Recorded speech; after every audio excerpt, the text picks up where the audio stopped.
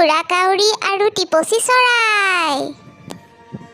এখন হাবিত এটা ঢোঁৰাকাউৰী আৰু টিপচী চৰাই আছিল। তাহাঁত দুয়ো সখি পাতিছিল।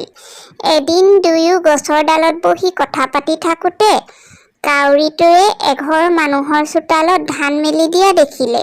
ঢোঁৰাকাউৰীটোৱে টিপচী চৰাইজনীক ক'লে, আহা সখী, আমি দুয়ো এখুট এখুট ধান লৈ আহোঁ।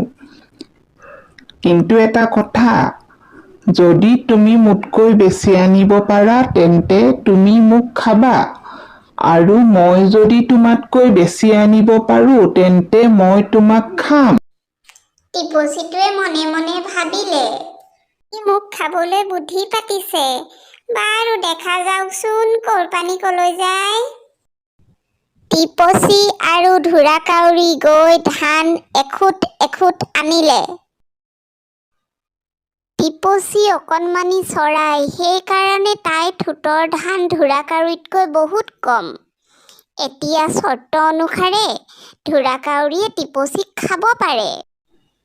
টিপচীটোৱে ঢোঁৰাকাউৰীক ক'লে, তুমি মোক এতিয়া খাব পাৰা,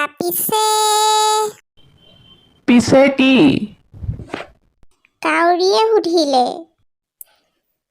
তুমি যে বৰ গেলা পচা বস্তুবোৰ খাই ফুৰা, সেইকাৰণে তোমাৰ মুখখন বৰ গোন্ধায়।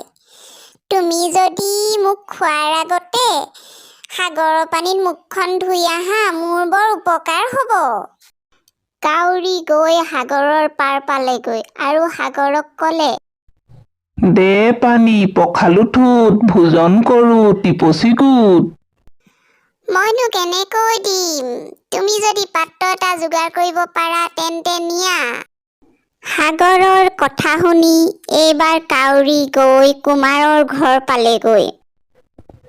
দে টেকেলি তুলো পানী পখালো ঠোঁট, ভোজন কৰোঁ টিপচী গোট।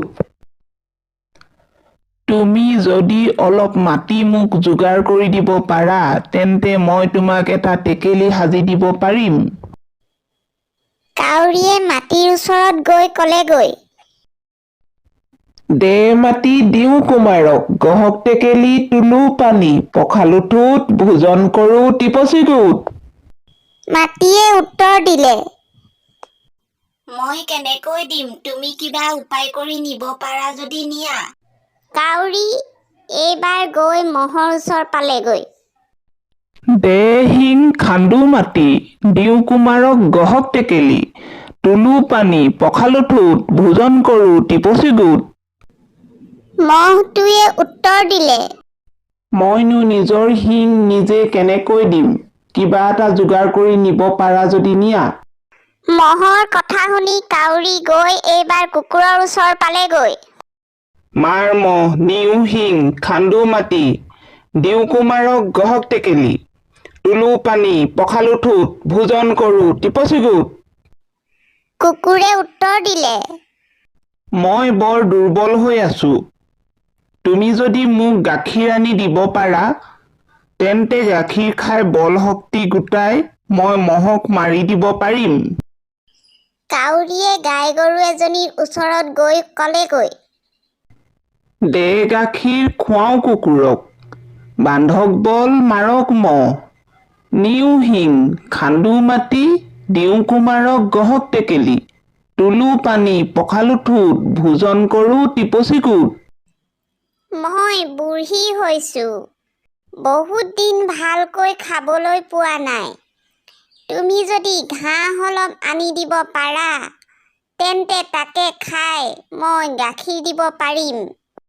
কাউৰীয়ে ঘাঁহক গৈ ক'লেগৈ, দে ঘাঁহ খুৱাওঁ গাইক, ওলাওক গাখীৰ খুৱাওঁ কুকুৰক, বান্ধক বল মাৰক মহ, নিওঁ শিং খান্দো মাটি, দিওঁ কুমাৰক গহক টেকেলি, তুলো পানী পখালো ঠোঁট, ভোজন কৰোঁ টিপচী গোট।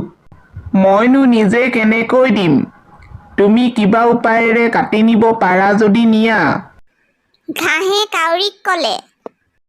কাউৰী গৈ কমাৰৰ ঘৰ পালেগৈ।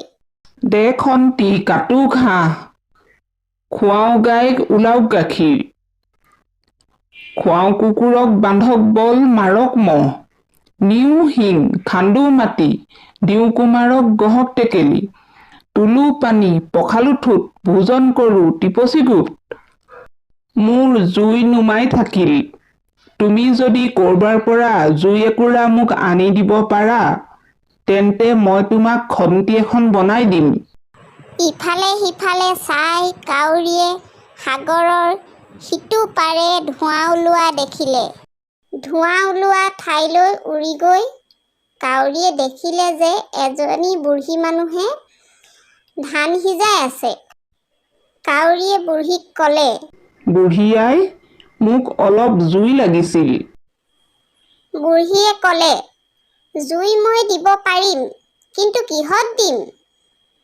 কাউৰীয়ে ক'লে মোৰ ডৌকাতে বান্ধি দিয়া কাউৰীৰ কথামতে কাউৰীৰ ডৌকাত বুঢ়ীয়ে জুই বান্ধি দিলে ডেউকাত জুই বান্ধি মনৰ আনন্দত কাউৰীয়ে জোৰে জোৰে পাখি মাৰি উৰি আহিল মনত খুব আনন্দ কাৰণ এতিয়া টিপচীক গৈ খাব পাৰিব সাগৰৰ ওপৰত বতাহ লাগি জুই বেছিকৈ জ্বলি উঠিল আৰু সেই জুইয়ে কাউৰীক পুৰি মাৰিলে এনেদৰেই দুষ্ট কাউৰীটোৰ নিপাত হ'ল আৰু সেই টিপচী চৰাইটোৱে মনে মনে পিছে পিছে গৈ সকলোবোৰ চাই ফুৰিছিল আৰু সি মনৰ আনন্দতে ডেউকা কোবাই উৰি উৰি গুচি গ'ল